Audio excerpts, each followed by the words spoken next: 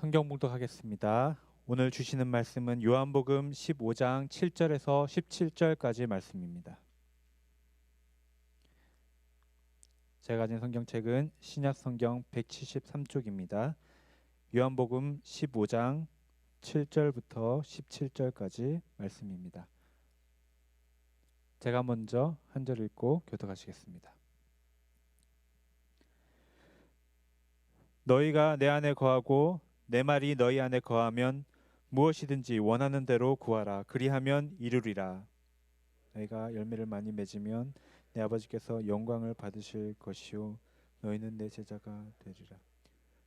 아버지께서 나를 사랑하신 것 같이 나도 너희를 사랑하였으니 나의 사랑 안에 거하라. 내가 아버지의 계명을 지켜 그의 사랑 안에 거하는 것 같이 너희도 그 계명을 지키면 내 사랑 안에 거하리라. 내가 이것을 너희에게 이름은 내 기쁨이 너희 안에 있어 너희 기쁨을 충만하게 하려 함이라. 내 계명은 곧 내가 너희를 사랑한 것 같이 너희도 서로 사랑하라 하는 이것이니라.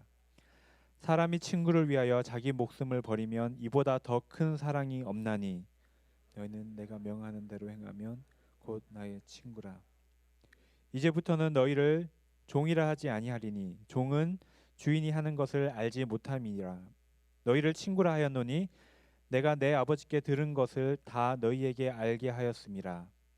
내가 나를 택한 것이 아니요 내가 너희를 택하여 세웠나니 이는 너희로 가서 열매를 맺게 하고 또 너희 열매가 항상 있게 하여 내 이름으로 아버지께 무엇을 구하든지 다 받게 하려 함이라.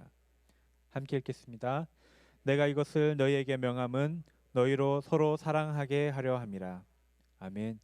이 시간 이요한 담임 목사님께서 내 기쁨이 너희 안에 있어 라는 제목으로 말씀 전해 주실 때 모두 큰 은혜 받으시기를 원합니다.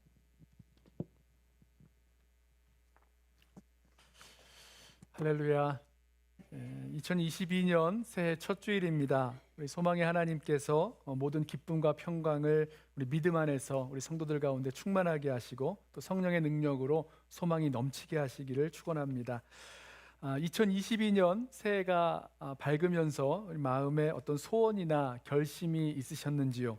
올해는 뭐 이러이러했으면 좋겠다, 이러이러하게 되기를 바란다라는 그런 소원하는 일들도 있으실 거고, 또 올해는 이런 목표를 정하고 또 이렇게 해보겠다라고 계획한 그런 일들이 있으실 것입니다.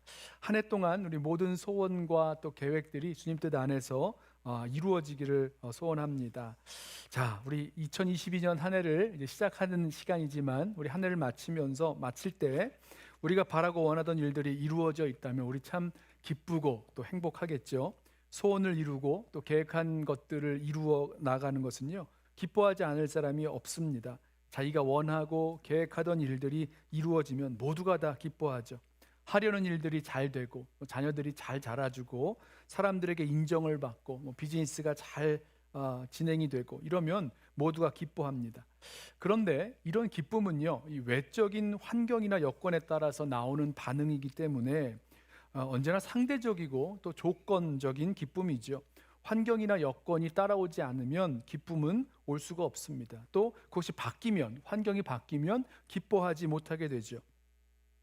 이 기쁨은요, 환경과 여건이 아니더라도 시간이 지나면 지날수록 그 기쁨이 사라져 버립니다. 한 번은 제가 그 응원하던 그 풋볼 팀이요, 결승에 올라서 슈퍼볼 경기를 하게 됐는데 경기 내내 뛰다가 4쿼터에서 역전하면서 경기가 끝났어요. 얼마나 기뻤던지 막 소리를 지르고 좋아했습니다. 뭐 저만 아니라 온 도시가 뭐 이것저것 폭죽을 터뜨리고 난리가 났었죠. 그런데요, 그날 밤이 지나고 다음 날 아침이 되어서 일어났더니 아무것도 달라진 게 없더라고요. 그래서 제 마음에 우승했는데 이게 단가?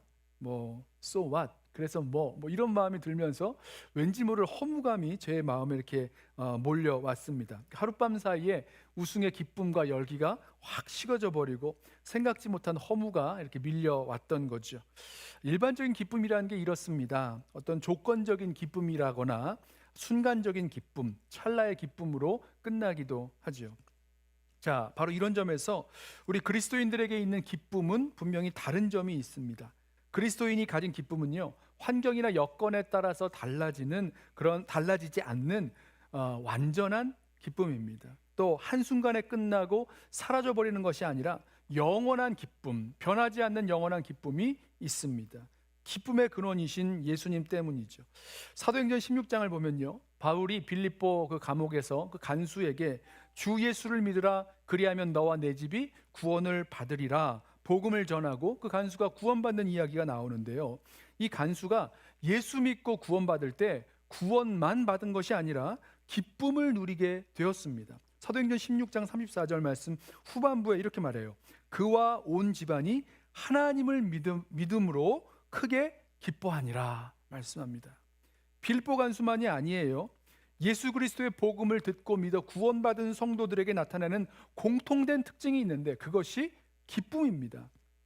예수님께서 십자가에 죽으시고 부활 승천하셔서 오순절 마가 요한의 다락방에 성령을 부어주셨죠. 그날 베드로가 설교를 하는데 그때 3,000명이 예수를 믿고 예루살렘 교회가 됩니다. 그런데 이 교회가 된 성도들의 모습, 예수 믿고 구원받은 성도들의 모습을 보면요, 거기에 기쁨이 있었다 말씀합니다. 사도행전 2장 46절, 날마다 마음을 같이하여 성전에 모이기를 힘쓰고 집에서 떡을 떼며 기쁨과 순전한 마음으로 음식을 먹었다. 성도들은 기뻐했어요. 사마리아 그 성에 복음을 전했을 때, 빌립 집사죠, 그 복음을 전했을 때 8장 8절을 보면 그 성에 큰 기쁨이 있더라 이렇게 말씀합니다. 예수 그리스도의 복음을 듣고 믿은 성도들이 경험하는 공통된 특징이 기쁨이에요. 구원의 기쁨이죠. 저와 여러분에게 있는 이 구원의 기쁨 말입니다. 사도행전 13장도 마찬가지입니다. 바울과 바나바죠, 비시디아 안디옥에서 전도할 때에 13장 48절 말씀을 보면 이방인들이 듣고 기뻐하여 하나님의 말씀을 찬송하며 영생을 주시기로 한 자는 다 믿더라 말씀합니다. 그러니까 복음의 말씀에 기쁨으로 반응을 해요. 그리고 구원의 기쁨을 경험합니다. 근데 이 구원의 기쁨이요, 여기서 끝나지 않아요. 이후에 일어난 일들을 보면 유대인들이 선동해서 바울과 바나바를 그 비시디아 안디옥에서 쫓아냅니다. 도망을 가요. 쫓겨납니다. 그런데요, 성도들의 기쁨은 쫓겨나질 않습니다. 거기 기쁨이 남아 있어요. 사도행전 13장 52절, 제자들은 기쁨과 성령이 충만하니라. 한도 없죠. 성경에 나오는 성도들의 모습 가운데 나타나는 그 기쁨의 기록은요, 너무너무 많이 나옵니다. 바울은 빌립보 교회 성도들에게 편지하면서 자신의 죽음을 앞에 두고 자신의 죽음까지라도 기뻐한다 이렇게 고백을 해요. 빌립보서 2장 17절 말씀에 만일 너희 믿음의 재물과 봉사 위에 내가 나를 관제로 드릴지라도, 재물로 드리는 거예요. 죽음을 말하는 거죠. 나는 기뻐하고 너희 무리와 함께 기뻐하리니. 자, 이런 기쁨은요, 이 바울과 같은 대사도에게만 있는 것이 아니라 믿은 지 얼마 되지 않는 데살로니가 교회 성도들도 환난 중에도 기쁨으로 말씀을 받았고 또 그 믿음으로 기쁨으로 생활을 했습니다. 그래서 바울은요, 성도들에게 권면할 때 뭐라고 권면하냐면 언제나 누구에게나 또 무슨 상황에 있어서라도 항상 기뻐하라 권면합니다. 여러분 잘 아시는 말씀이죠. 항상 기뻐하라, 쉬지 말고 기도하라, 범사에 감사하라. 자, 여기서 이 항상 기뻐하는 것, 범사에 감사하는 것, 쉬지 말고 기도하는 것, 이게 그리스도 예수 안에서 너희를 향한 하나님의 뜻이다라고 가르쳤어요. 그러니까 항상 기뻐하라는 것은요, 우리를 향한 하나님의 뜻이라는 것입니다. 여러분, 그러면 여러분 항상 기뻐하실 수 있으시겠어요? 자, 오늘 본문을 보시면 진정한 기쁨의 길, 바울이 권면한 대로 항상 기뻐할 수 있는 그 길이 무엇인지 알려주고 있고, 그 풍성하고 충만한 기쁨의 길로 저와 여러분을 초대하고 있습니다. 예수님도 이 제자들, 이 성도들이 기뻐하기를 원하셨고 그 충만한 기쁨으로 저와 여러분을 초대하고 계시는 거예요. 요한복음 15장 11절, 오늘 본문 말씀이죠. 내가 너희에게 이것을 말하는 것은 내 기쁨이 너희 안에 있어 너희 기쁨을 충만하게 하려 함이라. 이 구원받은 성도들에게 있어서 이 기쁨이란 자연스럽게 흘러 넘치는 반응이면서 계속해서 충만하게 누릴 수 있는 상태인 것을 말씀하고 있는 것입니다. 그런 의미에서 이 기쁨은요, 우리 성도된 저와 여러분의 그 신앙생활의 상태를 알려주는 일종의 계기판이라고 보실 수 있어요. 항상 기뻐할 수 있는 성도들인데 이 성도들의 그 기쁨이 어떠한지를 점검해 보면 우리 성도들의 신앙생활이 또 주님과의 관계에 있어서 어떤 상황에 있는지, 때로는 이 신호등에 빨간불이 들어온 것은 아닌지 알 수 있다는 것입니다. 자, 이렇게 이런 말씀을 드리면 성도들 중에 이런 생각이 드신 분들도 있을 거예요. 아니 목사님, 우리가 기쁠 때도 있고 슬플 때도 있고 안 기쁠 때가 있는 거지 어떻게 늘 항상 기뻐할 수가 있습니까? 뭐 들어보니까 영적 침체라는 것도 있다는데 성도가 늘 항상 기뻐한다고 말하는 건 이건 좀 지나친 얘기가 아닙니까? 라고 말씀하실 분들이 계실 것 같아요. 그런데 한번 생각을 한번 해보시죠. 만약 그렇다면 성경에서 어떻게 항상 기뻐하라 라는 명령을 할 수 있습니까? 우리가 할 수 없는 것, 이룰 수 없는 것을 성경에서 명령해 놓고 그것을 해야 된다, 하라 이럴 수 있나요? 그럴 수 없는 거죠. 여러분, 우리 그리스도인은요 항상 언제나 모든 상황에서 기쁨을 선택할 수 있고 또 기뻐할 수 있기에 항상 기뻐하라, 그리고 그것이 우리를 향한 하나님의 뜻이다 라고 말씀하고 가르칠 수 있는 거죠.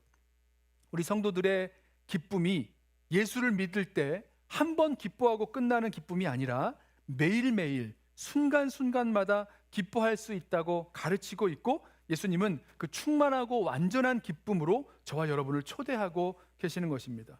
오늘 예수님께서 제자들에게 내가 너희에게 이것을 말함은, 내가 너희에게 이것을 이름은 내 기쁨이 너희 안에 있어 너희 기쁨을 충만하게 하려 함이라 하신 이 말씀이요, 우리를 그 충만한 기쁨, 완전한 기쁨으로 초대하시는 말씀이죠. 주님은 우리가 기뻐하기를 원하신다는 것입니다. 여러분, 성경에 나온 성도들의 기뻐하는 모습을 보시면서 나도 옛날에는 저렇게 예수 처음 믿을 때 기뻤는데 라고 하면서 과거의 사건으로만 돌리시는 분 아니 계십니까? 항상 기뻐하라 라는 이 권면, 이 명령의 말씀을 들으면서 우리가 어떻게 항상 기뻐할 수 있어요? 라는 그런 생각이 드시는 분은 아니 계십니까? 기쁨이 없어도 그저 꾸역꾸역 믿음의 길 걸어가는 것만으로 대견하다, 나를 위로하면서 계속 기쁨 없는 무덤덤한 인생을 걸어가겠노라 생각하시고 작정하시는 분은 아니 계십니까? 오늘 말씀을 통해서요, 예수님께서 우리 안에 이루시는 그 충만한 기쁨을 발견하고 회복하고 또 다시 경험하게 되는 저와 여러분 되기를 원합니다. 그래서 2022년 저와 여러분, 우리 이 한 해가 예수님으로 말미암는 그 충만한 기쁨, 그 완전하고 영원한 기쁨으로 가득한 한 해가 되고 또 그렇게 나아갈 수 있는 저와 여러분, 우리 교회 공동체 되시기를 소원합니다. 자, 성도들이 누릴 수 있는 이 충만한 기쁨의 원리를 예수님께서 아주 분명하게 말씀해 주셨죠. 우리 예수님은요, 예수님의 기쁨, 예수님의 기쁨이 우리 안에 있어 우리의 기쁨이 충만하게 된다라고 말씀하십니다. 우리 다시 한번 15장 11절 말씀을 읽어보실까요? 내가 이것을 너희에게 이름은 내 기쁨이 너희 안에 있어 너희 기쁨을 충만하게 하려 함이라. 자, 예수님은 예수님의 기쁨이 우리 안에 있으므로 우리의 기쁨이 충만하게 된다라고 말씀하셨어요. 그러면 여기서 우리는 우리 안에 내 안에 이 예수님의 기쁨이 있는지 먼저 확인을 해야 되겠죠. 또 이 기쁨, 예수님의 기쁨을 확인하려면 예수님 말씀하시는 기쁨, 예수님의 기쁨이란 무엇인지도 알아야 되겠죠. 그렇게 우리 안에 있는 예수님의 기쁨이 무엇인지 알고 다시 찾고 그 기쁨이 살아나게 되면 우리도 그 기쁨을 충만하게 경험하게 된다. 아주 더할 나위 없는 진정한 기쁨을 계속해서 경험하게 된다는 거죠. 자, 그러면 지금 예수님 말씀하고 계시는 예수님의 기쁨은 무엇입니까? 예수님은요, 예수님의 기쁨이 무엇인지 말씀해 주셨다 그랬어요. 내가 이것을 너희에게 이름은, 자, 예수님이 지금 말씀하시는 그 말씀 속에서 내 기쁨, 예수님의 기쁨이 무엇인지 말씀하고 계시다는 겁니다. 무엇일까요? 첫 번째는요, 예수님의 기쁨은 사랑의 기쁨입니다. 9절 말씀에 예수님 말씀하세요. 아버지께서 나를 사랑하신 것 같이 나도 너희를 사랑하였으니 나의 사랑 안에 거하라. 자, 지금 이 예수님에게도 적용되고 또 성도들에게도, 제자들에게도 적용되는 두 가지로 함께 적용되는 것을 찾고 있는 건데요, 그것이 바로 사랑이라는 것입니다. 예수님은 제자들에게 너희는 나의 사랑 안에 거하라 이렇게 말씀하셨어요. 여기서 말씀하는 사랑은 나의 사랑은 예수님이 우리를 사랑하시는 예수님의 사랑입니다. 그래서 예수님의 사랑 안에 거하라는 말은요, 먼저 우리에게 예수님의 사랑을 받으라, 아니면 예수님의 사랑을 경험하라, 누리라, 이런 말씀이 되죠. 우리는 예수님께서 우리를 사랑하신 그 사랑을 다시 받게 될 때에 기뻐하게 됩니다. 사랑받는 거 싫어하는 사람들이 있어요? 없죠. 사랑받으면 기뻐하는 것입니다. 뿐만 아니라 예수님의 사랑 안에 거한다라고 했는데, 여기서 거한다는 것은요, 우리로 예수님 사랑에 반응해서 화답한다라는 뜻으로 보셔야 됩니다. 그래야 사랑 안에 거하는 거죠. 생각해 보세요. 서로 사랑해야 사랑 안에 거하는 거지, 풍성한 사랑 안에 거하는 거지, 한 사람만 일방적으로 사랑하고 다른 사람은 사랑하지 않는다면 진정으로 사랑 안에 살고 사랑 안에 거하는 것이 되겠습니까? 충만한 사랑 안에서 사는 것이 되겠습니까? 아니죠. 우리가 예수님의 사랑에 반응해서 예수님을 사랑할 때 충만한 사랑의 기쁨을 경험하게 된다는 것입니다. 물론 이 말을요, 우리도 사랑해야, 우리가 사랑해야 예수님이 우리를 사랑하신다, 이런 뜻으로 해석하시면 안 되죠. 예수님을 사랑하는 우리의 모습을 생각해 보십시오. 얼마나 부족합니까? 얼마나 연약합니까? 때로는 사랑하는 것 같지 않게 사랑한다고 말은 하는데 사랑한 것 같지 않는 때가 얼마나 많이 있습니까? 만약에 우리의 사랑이 먼저 있어야 된다거나 우리의 사랑이 조건이라고 생각한다면요, 마음이 참 무거워요. 사랑을 참 어렵게 느껴질 뿐입니다. 하지만 예수님을 향한 우리의 사랑은요, 예수님의 사랑에 응답하고 반응하는 사랑에 있습니다. 그러니까 우리가 먼저 하는 사랑이 아니에요. 예수님의 사랑이 먼저 있었기에 그 사랑 알고 그 사랑 깨닫고 그 사랑에 응답하는 것이 바로 우리의 주님을 향한 사랑이 되는 것입니다. 요한일서 4장 10절에 유명한 말씀이죠. 이렇게 말씀해요. 사랑은 여기 있으니 우리가 하나님을 사랑한 것이 아니요 하나님이 우리를 사랑하사 우리 죄를 속하기 위하여 화목제물로 그 아들을 보내셨음이라. 사랑하는 자들아, 하나님이 이같이 우리를 사랑하셨은즉 우리도 서로 사랑하는 것이 마땅하도다. 보세요, 똑같죠? 하나님 사랑, 예수님의 사랑이 먼저 나와요. 그리고 그 사랑을 받았으니까 우리도 사랑하는 것이 마땅하다, 이렇게 가르쳐주고 있습니다. 여러분, 우리가 사랑받을 만해서 사랑받은 것 아니었어요. 우리가 아직 죄인 되었을 때에, 예수님을 알지도 못했을 때에 예수님께서 우리를 어떻게 사랑하셨는지, 어떠한 사랑을 부으셨는지 우리는 알면 알수록 사랑으로 반응하게 되어 있습니다.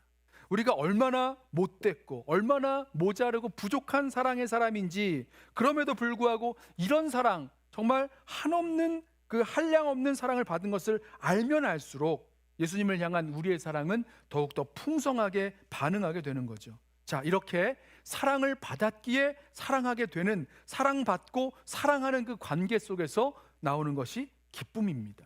예수님이 말씀하신 기쁨이 바로 여기에 담겨 있죠. 예수님 말씀하신 사랑은요, 하나님 아버지와 예수님 사이에서 경험되어진 사랑이었어요.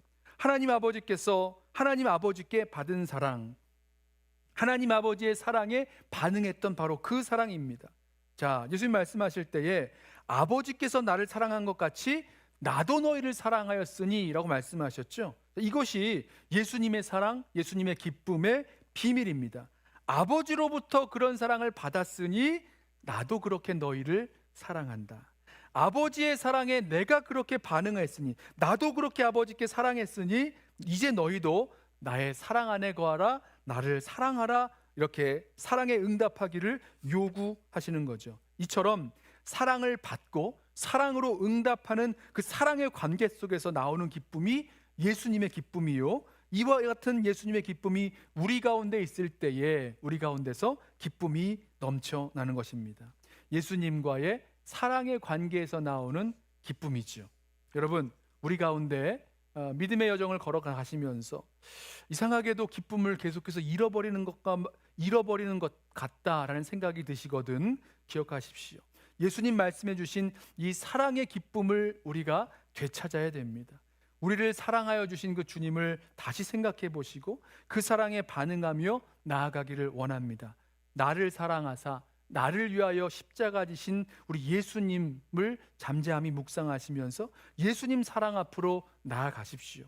나를 위한 그 사랑을 받아들이고 인정하고 또 겸손하게 주님의 사랑 앞에 나도 주님 사랑하노라고, 나도 주님께 이 사랑을 고백하며 나아가 보십시오. 그러면 그 사랑받은 자, 그래서 사랑하는 자에게서 나오는 예수님의 기쁨, 그 충만한 기쁨이 저와 여러분에게서 시작될 것입니다. 자, 두 번째로 예수님의 기쁨은 순종의 기쁨이었습니다. 순종은요, 예수님 말씀을 잘 들어보면 이 순종은 사랑의 다른 모습이에요. 사랑의 다른 이름이죠. 사랑의 증거로서 순종은 사랑의 실천이라고 볼 수 있습니다. 그리고 이 사랑의 기쁨으로 가는 길이 되죠. 예수님은 10절에서 이렇게 말씀하세요. 내가 아버지의 계명을 지켜 그의 사랑 안에 거하는 것 같이 너희도 내 계명을 지키면 내 사랑 안에 거하리라. 예수님은 아버지의 말씀, 아버지의 그 계명에 순종하심으로 아버지와의 사랑의 관계 안에 계셨다고 말씀하세요. 여기에 기쁨이, 예수님의 기쁨이 담겨 있는 거죠. 순종하심으로 아버지와의 사랑의 관계에 거하셨던 것처럼 우리에게도, 그래서 기쁨이 있으셨던 것처럼 우리도 계명을 지켜 순종함으로 예수님의 사랑 안에 거하라 말씀하십니다. 예수님의 기쁨은 순종의 관계에서 지켜지고 또 나오는 기쁨입니다. 예수님 오늘 본문 바로 앞장에서도 이 사랑과 순종의 관계를 아주 분명히 말씀하셨는데요. 요한복음 14장 15절에 이렇게 말씀하셨어요. 너희가 나를 사랑하면 나의 계명을 지키리라. 사랑과 순종을 분명히 말씀하시죠. 자, 이 말씀 14장 말씀이나 15장 말씀도 마찬가지죠. 이제 이 말씀 마치시면 예수님은요 겟세마네 동산에 가셔서 기도하시고 그러다 잡혀 십자가에 못 박혀 죽으시기 전입니다. 제자들 곁을 떠나시게 될 거예요. 예수님은 제자들에게 말씀하시죠. 내가 아버지 안에 거하고 아버지께서 내 안에 계심을 믿으라 라고 말씀하셨어요. 그리고 이 믿음은 사랑과 연결이 되어 있습니다. 믿는다는 것은 곧 사랑한다는 의미예요. 믿음과 사랑이 증명되는 것이 곧 순종입니다. 그래서 예수님께서 너희도 내 계명을 지키면 내 사랑 안에 거하리라 말씀하고 계시죠. 이것은 다름 아닌 예수님 자신의 모습입니다. 이후에 예수님께서 겟세마네 동산에 오르셔서 아버지께 기도하시면서 나의 원대로 마시고 아버지의 원대로 하옵소서 기도하시고 십자가 지시기까지 순종하셨던 그 모습 기억하시죠? 바로 아버지와의 순종의 관계에 있어서 예수님의 기쁨이 담겨 있습니다. 자, 이렇게 말씀드리면 또 반문하실 분 계세요. 아니 예수님 십자가 지시기로 순종하여 잡혀 죽으시는 것이 어떻게 기쁨일 수가 있습니까? 예수님도 힘들어 하셨잖아요. 고통스러워 하셨잖아요. 그래서 이 땀이 피가 되도록 기도하지 않으셨습니까? 이런 질문을 하실 수 있어요. 그런데 성경은요 예수님께서 그 고통을 통과하시는 그것이 기쁨을 위하여 십자가를 참으셨다라고 말씀하고 있습니다. 그 앞에 있는 기쁨을 위하여 십자가를 참으셨다. 자, 십자가의 고통과 두려움이 없다는 것이 아니죠. 순종에 따라오는 고통과 두려움이 없다는 것이 아닙니다만은 그 십자가 고통 너머에 있는 그 기쁨이 분명히 있었다는 거죠. 자, 순종 가운데에도 뭘 경험하게 되는 거죠? 기쁨을 경험하는 것입니다. 고통스러웠지만 순종에는 기쁨이 담겨 있습니다. 사랑하는 성도 여러분, 이 사랑에서 나오는 순종, 그 순종에서 나오는 기쁨, 저와 여러분에게도 되찾아야 할 기쁨의 모습이죠. 우리 성도들이 이 사랑에서 나오는 순종을 잃어버리면 사랑한다고 하면서도 자기 주장만을 펼치는 모습이 나타납니다. 예수님 사랑해요 라고 하면서 늘 자신의 생각을 고집합니다. 마치 자녀가 부모님께 사랑해요 라고 말하면서 부모님 말씀은 듣지 않고 자기 고집대로 하려는 모습과 똑같죠. 자녀가 부모를 사랑하면서도 순종하지 않으면 부모와 자녀의 관계는 어떻게 되겠습니까? 힘들고 어려운 관계로, 기쁨이 사라진 관계가 돼버리고 말죠. 단절되고 맙니다. 그러므로 믿는다는 것은 사랑하는 것이고, 사랑한다는 것은 순종한다는 것이고, 그리고 순종할 때 정말로 사랑하고 그 믿음과 사랑 안에 순종할 때 기쁨이 넘치게 되는 것입니다. 그래서 우리 한번 우리 스스로에게 물어보시죠. 우리 정말로 주님께 순종하며 그 순종의 기쁨을 경험하며 살아가고 있는가? 주님께서 아버지께 순종하여 기쁨 가운데 거하셨듯이 우리도 기쁨으로 순종하고 순종함으로 기쁨 가운데 거하는가? 우리 잘 알죠. 순종이 이렇게 중요하다는 거 잘 압니다. 그런데 여전히 우리는 제대로 순종하지 못합니다. 왜 그럴까요? 우리가요 본래 순종이 어렵습니다. 순종을 할 능력이 우리들에게 없기 때문이에요. 그래서 결단을 아무리 해도 이 순종이 잘 안 됩니다. 어떻게 하면 정말 기쁨으로 순종하고 순종 후의 기쁨을 누릴 수 있을까? 자, 사도 바울이 했던 이 권면의 말씀이 하나 기억이 났는데요. 빌립보서 4장 13절 말씀입니다. 너희 안에서 행하시는 이는 하나님이시니 자기의 기쁘신 뜻을 위하여 너희에게 소원을 두고 행하게 하시나니. 자, 이 말씀을 세 번역 성경으로 읽어보면 이렇습니다. 하나님은 여러분 안에서 활동하셔서 여러분으로 하여금 하나님을 기쁘게 해드릴 것을 염원하게 하시고 실천하게 하시는 분입니다. 이해가 되세요? 그러니까 하나님의 기뻐하시는 그 뜻이 내가 순종해야 할 어떤 목록이 아니라 나의 소원이 되는 거예요. 나의 소원이 돼서 하나님을 기쁘시게 해드리는 것을 염원하고 소원하고 실천하게 된다, 이 말씀하고 있는 겁니다. 우리의 마음이 변화된 거죠. 하나님을 기쁘시게 해드리는 것이 소원이 되어서 기쁨으로 순종하게 된다는 것입니다. 여러분, 우리가 사랑하는 주님께서 우리에게 순종하기 원하시는 것은 무엇입니까? 이 사랑과 순종의 관계에서 기쁨이 나오는데 우리 순종하지 못함으로 예수님의 그 기쁨을 잃어버리는 분들 계십니까? 순종하지 못한 채 오랫동안 고민만 하다가 그 사이에 기쁨을 다 잃어버릴 수 있습니다. 순종이 주님을 기쁘시게 해드리는 것임을 알게 되면, 이 순종이 주님을 기쁘시게 해드리는 것이다 라는 것을 알게 되면 그 순종마저도 기쁨으로 할 수 있게 된다 말씀드렸죠. 여러분, 하나님이 기뻐하시는 뜻이 무엇인지 알고 그 하나님의 기뻐하시는 뜻이 나의 소원이 되도록 우리 함께 기도하며 주님께 나아가시죠. 그러면 순종할 때 좀 힘들고 어려워도 기뻐할 수 있습니다. 순종할 때 손해를 봐도 기뻐하며 그 순종을 감당할 수 있는 거죠. 순종을 통해 맺을 열매와 또 그 순종을 통해서 우리에게 주실 그런 상급들, 또 우리의 순종을 기뻐하실 주님의 모습을 바라보면서 우리도 기뻐하며 순종하게 되고 순종에서 나오는 기쁨을 경험하게 될 것입니다. 순종에서 나오는 기쁨을 할 때 그 풍성한 기쁨, 변하지 아니하고 영원한 그 기쁨을 우리가 경험하게 되죠. 자, 세 번째는요, 예수님의 기쁨은 희생의 기쁨입니다. 12절과 13절 말씀을 보세요. 내 계명은 곧 내가 너희를 사랑한 것 같이 너희도 서로 사랑하라 하는 이것이라. 사람이 친구를 위하여 자기 목숨을 버리면 이보다 더 큰 사랑이 없나니. 그러니까 예수님은 제자들이 이 사랑 안에서 이 순종해야 될 것을, 그 순종해야 할 그 계명이 서로 사랑하는 것이다 라고 말씀하셨어요. 17절에도 같은 말씀하죠. 내가 이것을 너희에게 명함은 너희로 서로 사랑하게 하려 함이라 말씀하셨죠. 자, 예수님의 기쁨이 사랑에서 나온 것이라면 이 사랑은 순종의 사랑이면서 동시에 희생의 사랑입니다. 그리고 이 사랑을 어디까지 얼마만큼 해야 되느냐라는 질문에 대한 대답이 바로 여기에 있었죠. 자, 사랑은요, 순종을 동반할 뿐만 아니라 사랑은 희생을 동반합니다. 그러니까 희생 없는 순종은 순종이 아니죠. 희생 없는 사랑은 사랑이 아닙니다. 사랑에는 순종과 희생이 같이 나오게 되어 있어요. 에베소서 5장 2절 말씀에 이렇게 말씀해요.